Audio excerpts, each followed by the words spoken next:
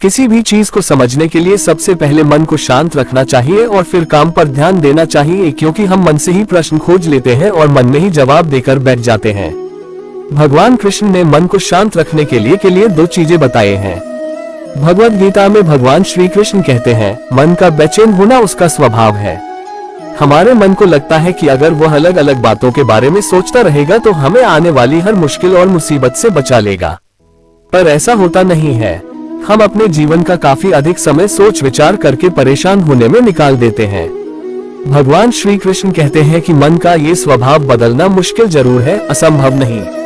अच्छा, अब आप एक बात बताएं, क्या आप कौवे को कह सकते हैं कि वो काव काव की आवाज ना करे? या फिर क्या आप किसी मेढक को कह सकते हैं कि वह पानी देखते ही ऊंची छलांग ना मारे? हमारे मन का भी कुछ ऐसा ही है। जीवन में कुछ भी होता है, अच्छा या बुरा, हमारा मन उस पर काव काव काव करने लगता है।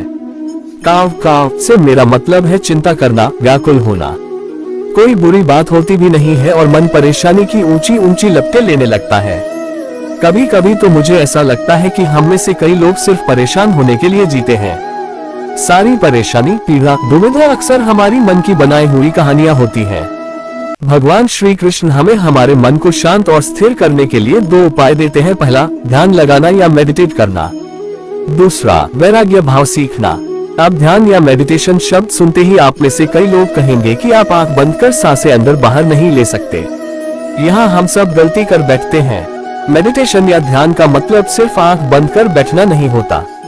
मेडिटेशन का मतलब होता है अपना पूरा ध्यान किसी चीज पर लगाना और उसे हटने नहीं देना। अगर आप रोटी बना रहे हैं तो सिर्फ उस बात पर ध्यान दीजिए। अगर आप पिक्चर देख रहे हैं तो अपना पूरा ध्यान पिक्चर पर लगाएं। यह मत सोचिए कि पिक्चर देखकर आप अपना कितना वक्त बर्बाद कर रहे हैं। जब आप जीवन के हर छोटे बड़े काम को पूरे ध्यान से करते हैं तो आपका जीवन ही एक मेडिटेशन बन जाता है। ऐसे जीवन में शांति, स्थिरता, साहस और सफलता का होना अनिवार्य है।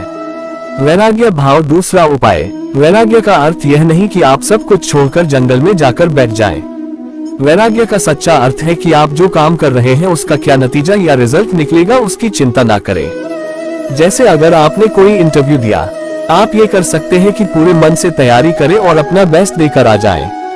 वह नौकरी मिलना या ना मिलना आपके हाथ में नहीं है। इस नतीजे के पीछे अलग अलग चीजें हैं जो आपके बिल्कुल कंट्रोल में नहीं। तो जिस चीज के बारे में आप कुछ कर नहीं सकते, उसके बारे में चिंता भी ना करें। यही वैराग्य का सच्चा मतलब होता है। और यही है भगवान श्री कृष्ण का दूसरा उपाय, मन को चिंता की लपटों से बचाने का। याद रखिए, आप पूरे के पूरे इंसान हैं। समझदारी, संयम और कुशलता से भरे इंसान। आपका मन जब भी कोई की तरह अलग अलग बातों पर आपको परेशान करने लगे, तब अपने मन को भी प्यार से समझाएं और शांत कर लीजिए।